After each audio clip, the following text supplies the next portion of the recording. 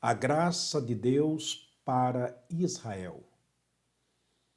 Hoje nós vamos aprender mais uma preciosa lição sobre a graça do Deus que agracia pessoas que não merecem, que ama pessoas que lhe odeiam e busca pessoas que não querem a sua ajuda.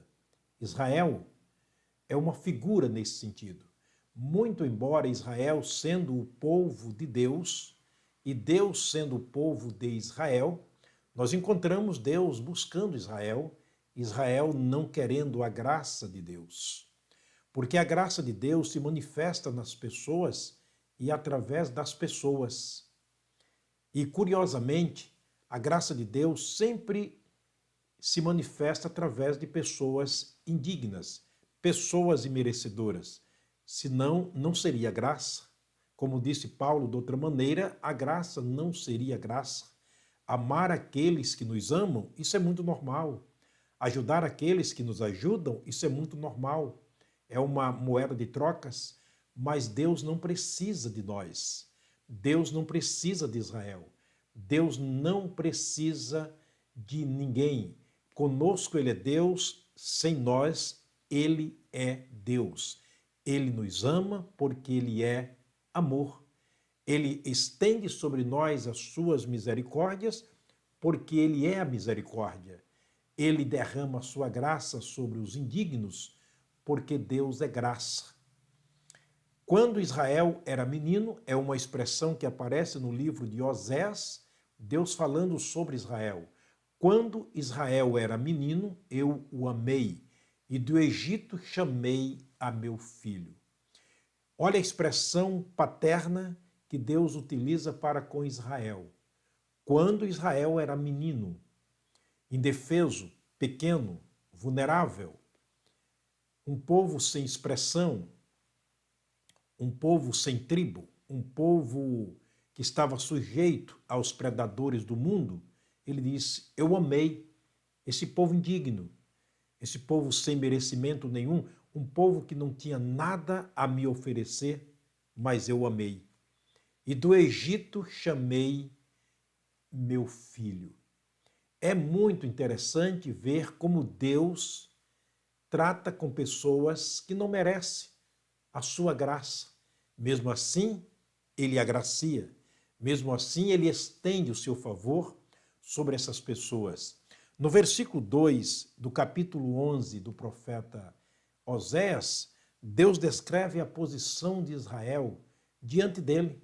Ele disse, mas como eu os chamava, assim eles se afastavam de mim.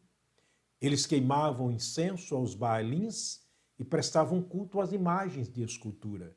Deus os chamava, mas eles se iam.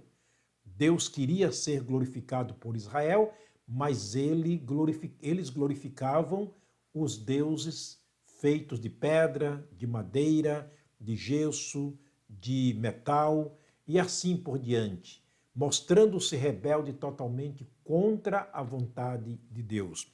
No versículo 3, a Bíblia diz que, todavia, eu os ensinei a andar a Efraim, tomando-os pelos seus braços, mas eles não entenderam que eu os curava.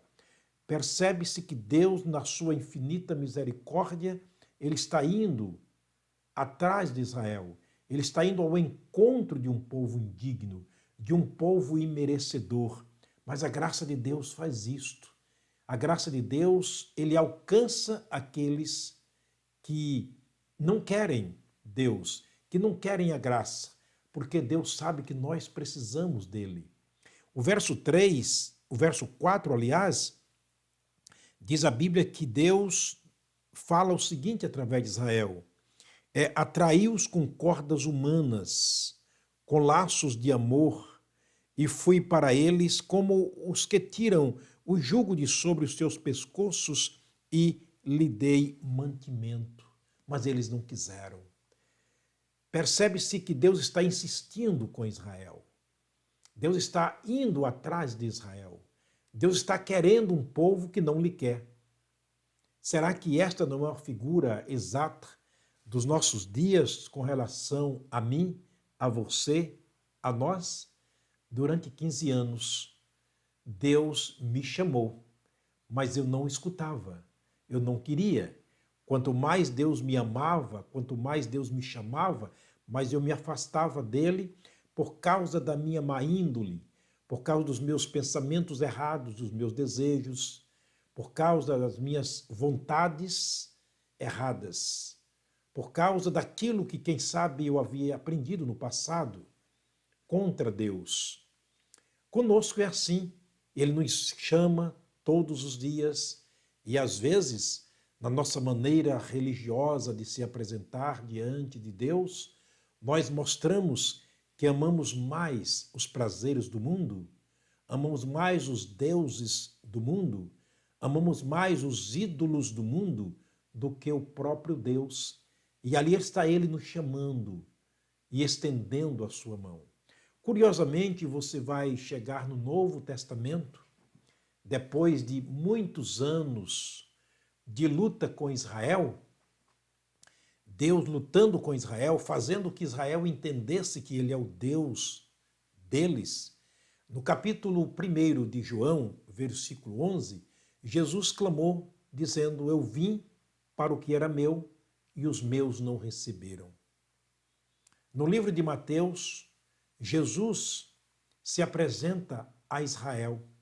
E quando ele entra em Jerusalém, a cidade do rei, a Bíblia diz que ele, olhando Jerusalém e os seus habitantes, especialmente os judeus que ali habitavam, ele chorou.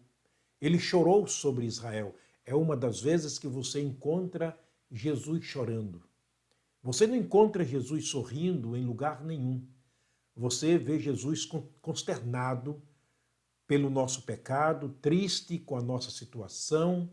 Você vê Jesus orando, derramando sangue, o suor transformando-se em gotas de sangue. Você vai ver um Jesus coroado de coroa de espinhos, o sangue rolando sobre o seu rosto. Você vai ver um Jesus cravado na cruz, vencido pelos homens como homem. Ele estava ali para morrer pelos nossos pecados, mas um Jesus chorando, sorrindo, nunca. Jesus levou muito a sério o seu ministério. Uma vez ele chora na ressurreição de Lázaro, não porque Lázaro havia morrido. Ele estava ali para ressuscitá-lo, mas ele chorou por causa da incredulidade do povo que estava ao seu redor, dos judeus que estavam ali ao seu redor e não criam nele. E agora em Jerusalém, quando ele entra, ele chora sobre aquela cidade e exclama dizendo: Jerusalém, Jerusalém, que mataram, ou que matou os profetas, apedrejou aqueles que te foram enviados. Estava dizendo, quando Deus o socorreu e mandou os seus profetas para profetizar de Deus para vocês, vocês não quiseram. E ali encontramos Jesus chorando por causa desse povo de coração duro, esse povo de ouvido tardio para ouvir, de coração fechado para Deus. Mas você vai ver Jesus chamando os seus discípulos, que também eram judeus na época, e enviando para pregar nas aldeias, nas tribos. E ele disse: olha, eu os mando as ovelhas perdidas da casa de Israel. Você vai ver em todo o Novo Testamento Jesus se apresentando como Deus de Israel. Mesmo assim, curiosamente, Israel continua rejeitando esse Deus da graça. Deus se apresenta assim a pessoas indignas.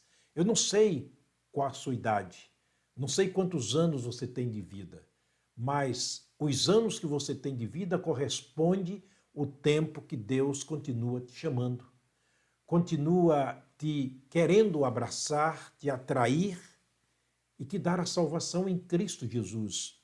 Já é salvo, já voltou-se para Deus totalmente na pessoa de Jesus. Jesus se apresentou como o caminho que nos conduz a Deus. João capítulo 14, versículo 6, ele diz: eu sou o caminho, a verdade e a vida, ninguém vem ao Pai senão por mim. Mateus capítulo 11, versos 28 e 29, Jesus se coloca diante de nós e diz: vinde a mim, todos vocês que estão cansados e oprimidos, e eu vos aliviarei. Tomem sobre vocês o meu jugo e aprendam de mim. Eu sou manso e humilde de coração, e vocês acharão descanso para as vossas almas. No capítulo 16, versículo 33 de João, Jesus Cristo diz: no mundo vocês serão afligidos, mas em mim vocês terão paz. No capítulo 10 de João, ele diz: eu sou o bom pastor.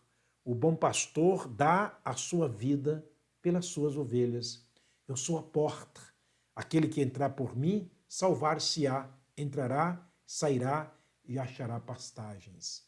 Curiosamente, Israel até agora não pôde entender essa voz mansa e suave de Deus sobre suas vidas, a graça de Deus estendida sobre eles, e só no final dos tempos, lá no Apocalipse, nos grandes acontecimentos, nos revés da vida, é que Israel olhará para Jesus e o receberá como Senhor e Salvador. Não espere também, porque esse tempo não chegará para o gentio que rejeitar a graça de Deus nesse tempo. Virá o fim dessa graça de Deus quando os salvos forem tirados da terra, o Espírito Santo sair da terra, a palavra de Deus aqui não terá mais sentido. Este é o tempo da graça. Esse é o seu tempo. É o meu tempo, é o nosso tempo. Por isso que Paulo escreveu aos Coríntios, no capítulo 6, versículo 2 da sua segunda carta: eis aqui agora o tempo aceitável, eis aqui agora o dia da salvação. Abra o seu coração para Jesus, não seja como Israel, que quanto mais Deus o chamava, mais ele se distanciava. Eu sei que você já me ouviu muitas vezes pregando a palavra de Deus, já ouviu tantos outros pregadores, é a maneira que Deus usa para lhe chamar, para te salvar, para te redimir. Venha agora para os braços de Deus. Não faça como Israel. Eu quero terminar orando e clamando a Deus sobre sua vida, a esse Deus da graça. Vamos orar? Pai querido, obrigado, meu Deus, pela tua graça que nos alcançou. Obrigado, meu Pai, pela tua graça que nos salvou. Obrigado, meu Deus, pela tua graça que todos os dias se manifesta sobre as nossas vidas. Mas obrigado porque um dia eu ouvi a voz do Senhor através da tua palavra, ouvi o Senhor me chamando por graça e pela fé me aproximei do Senhor e pela graça fui salvo. Deus, fala com aqueles que neste momento estão me ouvindo. Se ainda não são salvos pela graça, que hoje seja o dia de serem alcançados pela graça de Deus. Abençoa suas famílias, livra-nos de todo mal, oramos no nome de Jesus. Amém. Que a graça de Deus seja sobre a sua vida e da sua família, mas não seja insensível. Entenda, Deus quer nos dar a vida eterna. Até a próxima mensagem, se o Pai do céu nos permitir.